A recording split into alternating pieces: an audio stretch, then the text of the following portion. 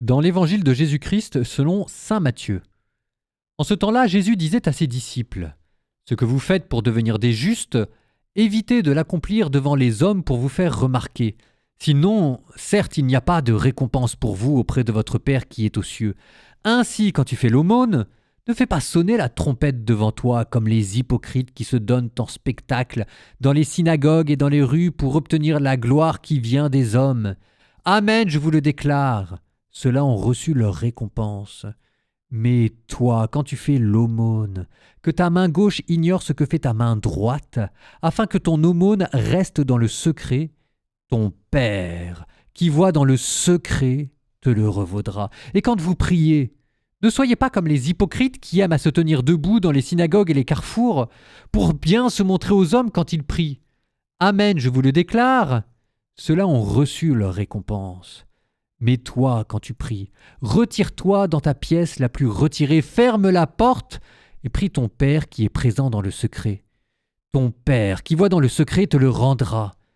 Quand vous jeûnez, ne prenez pas un air abattu comme les hypocrites qui prennent une mine défaite pour bien montrer aux hommes qu'ils jeûnent. Amen, je vous le déclare, ceux-là ont reçu leur récompense. Mais toi, quand tu jeûnes, parfume-toi la tête et lave-toi le visage, alors ton jeûne sera connu, non pas des hommes, mais seulement de ton Père qui est présent au plus secret. Ton Père, qui voit au plus secret, te le rendra.